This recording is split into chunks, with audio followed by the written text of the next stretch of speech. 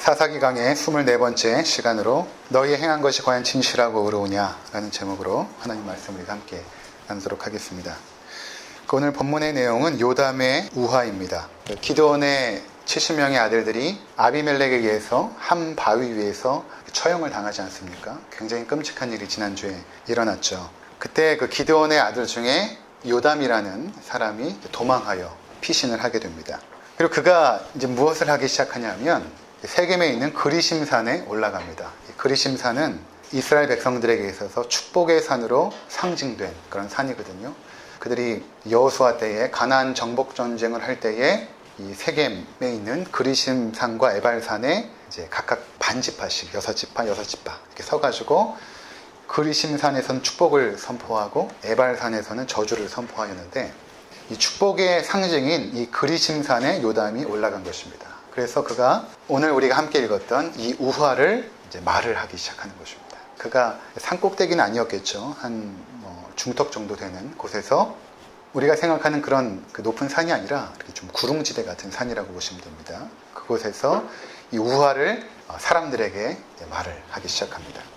자, 이 내용이 굉장히 중요한데 왜냐하면 9장 전체에서 이 요담의 우화를 중심으로 이 사건들이 전개가 됩니다. 그러니까 하나님께서 이 요담이라는 인물을 살려두시고 그가 선포하는 그 우화의 내용들 그것을 사용하여서 하나님의 공의가 어떻게 그의 백성들에게 나타날 것인가를 보여주기 시작하거든요. 나중에 보면 이 요담이 했던 이 우화의 내용 그대로 하나님의 심판이 이스라엘 백성들 가운데 그리고 아비멜렉 가운데 이루어지게 됩니다. 그래서 오늘 우리가 이 요담의 우화만 살펴보면서 과연 이것이 어떤 의미가 있는지 우리가 차근차근 살펴보도록 하겠습니다. 우리에게 가장 중요한 소망이요 기도 제목이 있다면 하나님의 나라가 이 땅에 임하는 것입니다. 우리가 오늘 계속 찬양을 하지 않았습니까? 그의 나라가 이 땅에 임하는 것입니다. 이것보다 더 시급하고 중요한 제목은 없습니다.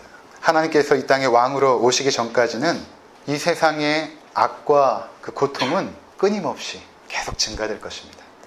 우리가 사는데 바빠서 그렇지 조금만 눈을 돌려도 세계 곳곳에서는 아주 끔찍하고 잔혹한 일들이 벌어지고 있습니다. 전쟁, 테러, 학살, 자연재앙, 사고. 이러한 현실 앞에서 우리의 가장 시급한 제목이 무엇이어야겠습니까? 그것은 하나님 나라가 속히 임하는 것입니다. 4월달로 기억하는데 시리아의 화학무기가 떨어지면서 거기는 수많은 아이들이 화학무기의 영향을 받아서 우리 희수만한 조그만 아이들이 축축 늘어져가지고 콧물 눈물 다 쏟고 그렇게 죽어가는 모습을 본 적이 있습니다. 우리가 그런 장면들을 볼 때마다 마음 가운데 기도하는 내용은 무엇인가 하면 하나님 전쟁이 멈추게 하옵소서가 아니라 하나님 나라가 속히 이 땅에 임하소서라는 기도 제목입니다. 하나님의 나라가 이 땅에 임하기 전까지는 전쟁은 쉼이 없고 그치지 않을 것입니다. 그래서 예수님께서도 우리 가운데 기도를 가르쳐 주시면서 하늘에 계신 우리 아버지 이름이 거룩히 여김을 받으시오며 이렇게 하나님을 찬양하고 나서 기도한 게 무엇입니까? 하나님 나라가 이 땅에 임하게 해주십시오. 나라가 이 땅에 임하게 해주십시오. 기도했던 것입니다. 그리고 너희는 먼저 그의 나라와 그의 의를 구하라. 그렇게 말씀하셨던 것입니다. 이것은 우리의 가장 중요한 기도 제목이면서도 하나님의 소망이기도 합니다.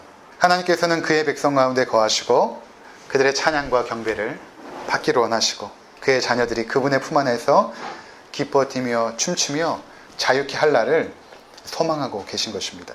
아마 여러분에게도 여러 가지 소망들이 있고 기도 제목이 있을 것입니다. 가정이 모두 건강했으면 좋겠고 직장이나 사업에 큰 어려움이 없고 또 청년들은 좋은 곳에 취업하고 자녀들이 밝고 건강하게 자라고 학업도 진보하고 가정에 특별한 어려움이 있는 분들이라면 그 문제가 속히 해결되기를 기도할 것입니다. 그러나 이 모든 것들보다 더 시급하고 중요한 기도 제목은 하나님 나라가 속히 이 땅 가운데 임하는 것입니다. 하나님 나라는 하나님의 주권과 통치가 임하는 것입니다. 나라가 임하옵시며 기도하고 나서 뜻이 하늘에서 이루어진 것처럼 땅에서도 이루어지이다. 하나님 나라는 그 하나님의 뜻이 이미 하늘에서 막힘없이 이루어지는 것처럼 이제 하나님께서 우리의 왕으로 등극하실 때에 이 땅에 임하실 때에 그의 뜻이 막힘없이 이 땅 가운데 이루어지는 그 나라 그분의 주권과 그분의 통치가 이 땅 가운데 온전하게 펼쳐지는 그 나라 그것이 바로 하나님 나라인 것입니다. 그곳이 원래 에덴이었죠. 하나님이 창조하신 그 에덴 동산 하나님과 아담 사이에 온전한 사귐이 있고 그곳에서 아담은 자유했습니다. 기쁨이 있었습니다. 자, 그래서 하나님 나라를 대표하는 그 두 가지 단어를 선택한다면 그것은 자유와 기쁨입니다. 다른 것도 물론 여러 가지 있겠지만 제가 선별한 단어는 자유와 기쁨입니다. 그래서 예수님께서도 이 땅에 오셔가지고 하나님 나라를 비유로 많이 설명을 하실 때에 가장 대표적인 것이 잔치입니다. 하나님 나라는 잔치와 같다. 잔치에 춤이 있고 노래가 있고 풍성한 음식이 있고 호탕한 웃음이 있습니다. 어른이나 아이나 빈부귀천이 따로 없이 서로 손을 잡고 춤을 추며 기뻐할 수 있는 것, 그것이 잔치 아닙니까? 이러한 그 자유와 기쁨의 나라를 하나님께서 이 타락한 인류 가운데 시작하길 원하신 것입니다. 그것이 어딘가 하면 가나안 땅에서부터 그 자유와 기쁨, 그 평등의 나라를 세우길 원하셨던 것입니다. 그래서 이스라엘 백성이 가나안 땅에 입성하여서 살아가게 될 때에 그들의 중요한 삶의 원칙이 무엇인가 하면 그것은 하나님을 왕으로 삼아서 평등한 공동체를 이루는 것입니다. 근데 모세가 이제 죽고 나서 여호수아가 모세의 뒤를 이어서 그 지도자가 되었을 때에 하나님께서 어떤 말씀을 하시냐면 우리 잠깐 찾아보고 오도록 하겠습니다. 여호수아 1장 7절과 8절입니다. 오직 강하고 극히 담대하여 나의 종 모세가 내게 명령한 그 율법을 다 지켜 행하고 우로나 좌로나 치우치지 말라. 그러면 어디로 가든지 형통하리니 이 율법책을 내 입에서 떠나지 말게 하며 주야로 그것을 묵상하여 그 안에 기록한 대로 다 지켜 행하라. 그리하면 내 길이 평탄하게 될 것이라. 내가 형통하리라.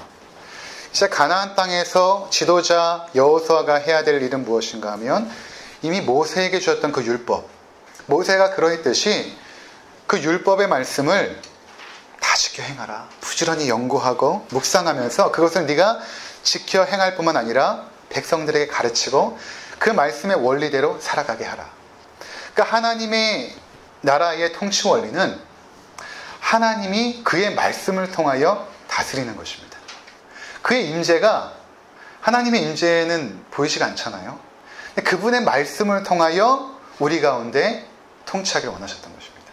자, 그래서 이 원리는 가나안 땅에 들어간 이스라엘 백성들에게 계속 지속이 됩니다. 그들에게 리더가 세워지지만 사사도 세워지고 왕도 세워지고 그런 지도자들이 세워지지만 그들은 단지 하나님의 말씀의 수종자였습니다.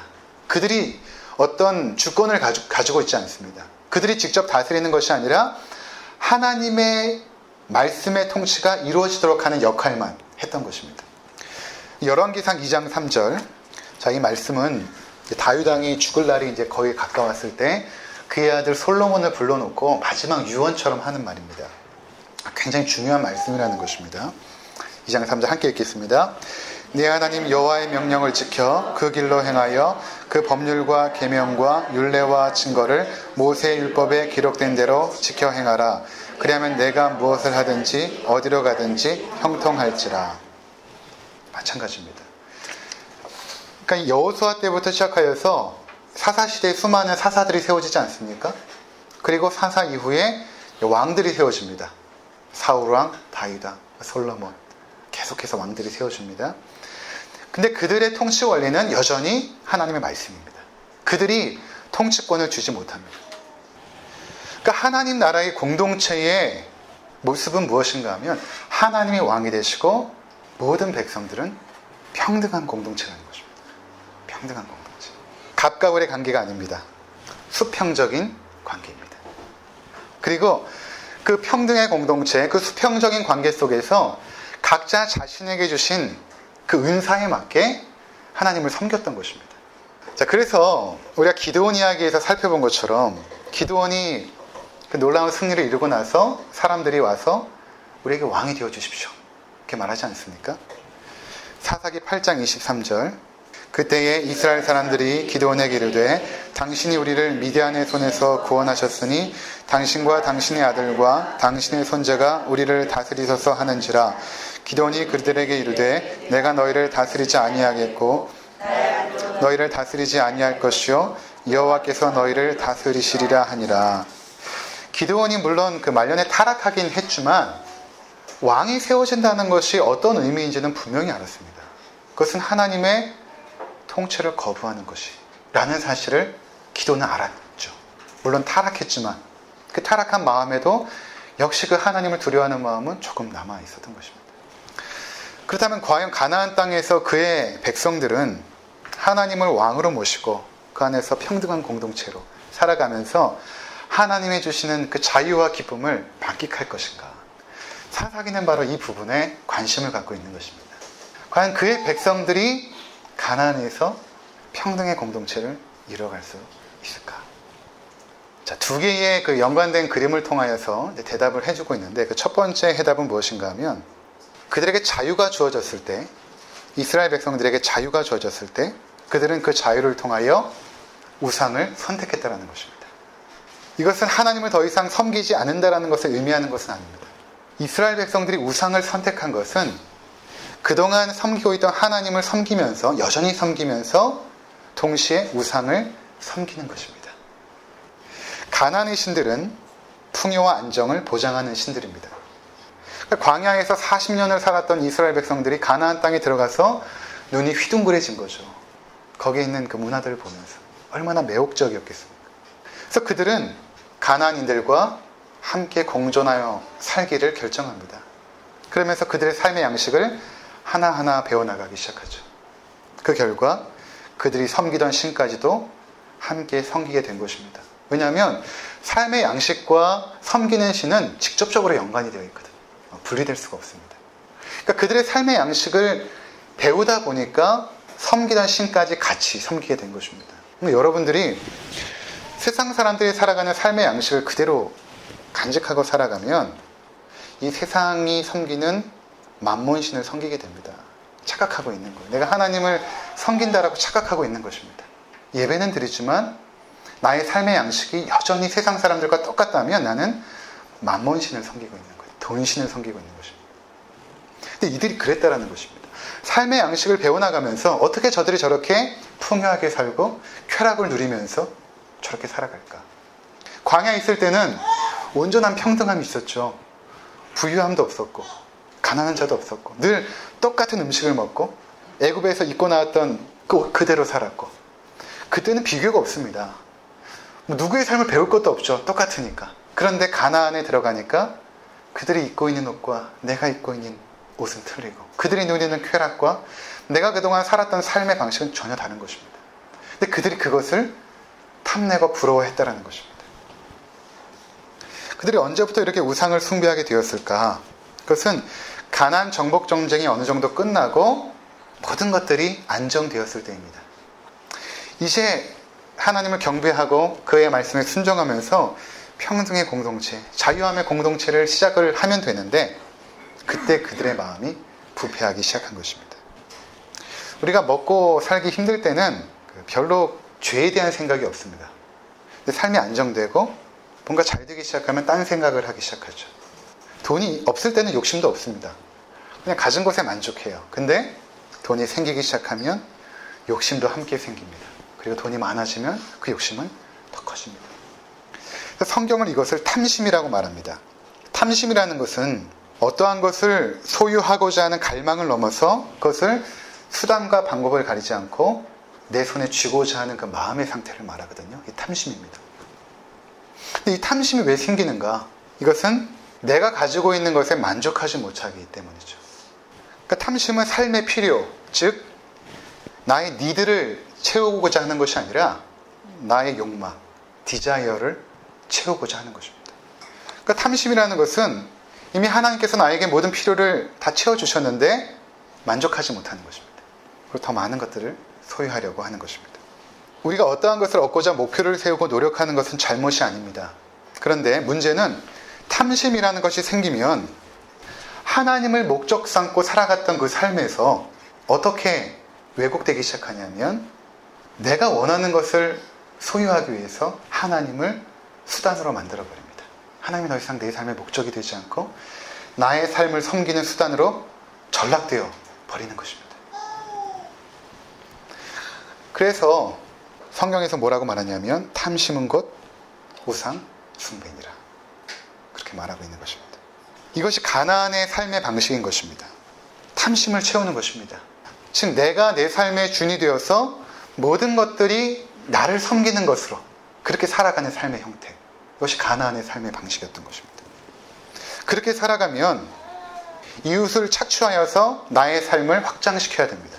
하나님이 주신 것으로 만족하지 못하니까 이웃을 착취해야 되는 것입니다.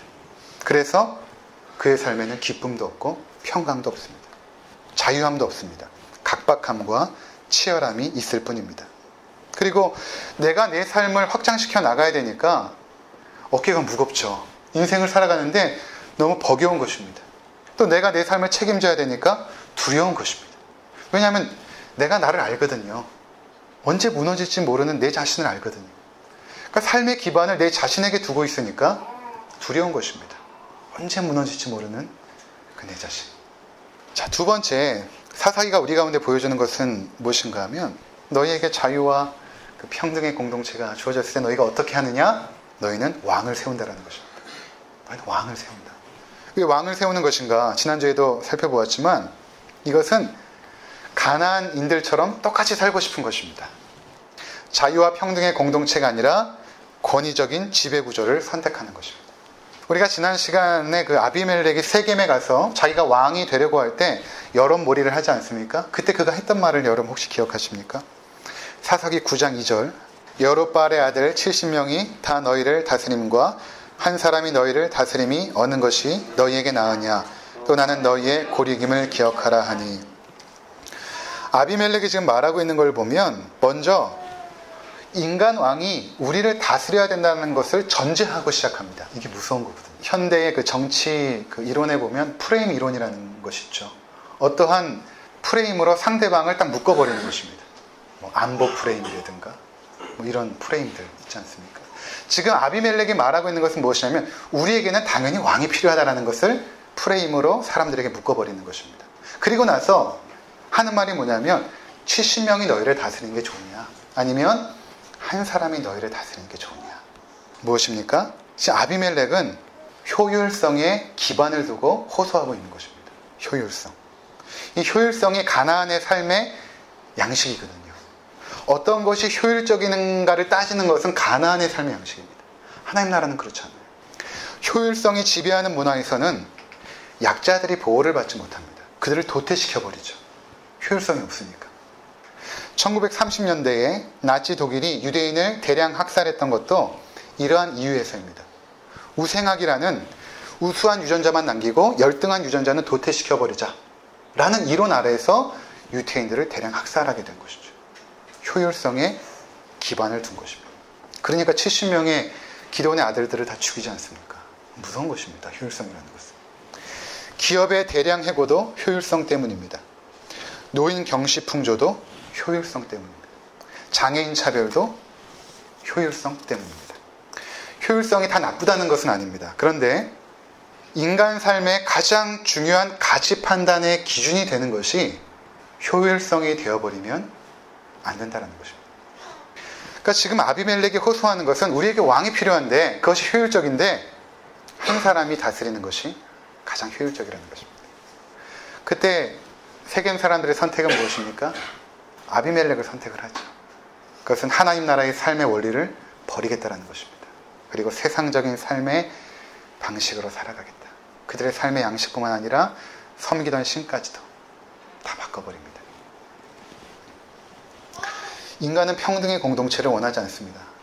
만일 인간이 스스로 평등의 공동체를 만든다고 하여도 그것은 금방 실패합니다. 공산주의 사상은 그 이론이 맞을지 모르죠. 평등사회를 지향한 거 아닙니까? 공동으로 생산하고 공동으로 분배하여서 우리가 좀 다 함께 잘 사는 세상 만들어보자 하는 것이 공산주의입니다. 실패하고 말았죠. 왜 그렇습니까?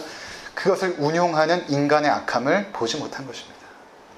인간은 평등사회를 원하지도 않고 또 만들 수도 없습니다. 오늘 요담의 우화는 하나님께서 가나안 땅에서 이루고자 하시는 모습이 무엇인지를 보여줍니다. 나무들이 하루는 자기들을 다스릴 나무를 찾기 시작합니다. 그래서 먼저는 감람나무에게 갑니다. 우리에게 왕이 되어 주십시오. 감람나무가 이렇게 대답합니다. 내게 있는 나의 기름은 하나님과 사람을 영화롭게 하나니 내가 어찌 그것을 버리고 가서 나무들 위에 우쭐대리요. 이렇게 말합니다. 난 이미 만족하며 살고 있다. 하나님이 나에게 주신 그 감람나무라는 그 정체성을 간직하면서 나는 그 기름을 통하여 하나님을 기쁘게 하고 사람을 기쁘게 하는 그 일에 나는 너무 감사하고 만족한데 무엇하러 내가 왕이 되어서 우쭐대리요. 그러니까 나무들이 무화과 나무에게 요청합니다. 왕이 되어 주십시오. 대답합니다. 나의 단 것과 나의 아름다운 열매를 내가 어찌 버리고 가서 나무들 위에 우쭐대리요. 포도나무에게 요청합니다. 우리의 왕이 되어 주십시오. 대답합니다. 하나님과 사람을 기쁘게 하는 내 포도주를 내가 어찌 버리고 가서 나무들 위에 우쭐대리요 한지라. 하나님 나라에서는 무화과 나무든 포도나무든 감람나무든 상관이 없다는 것입니다.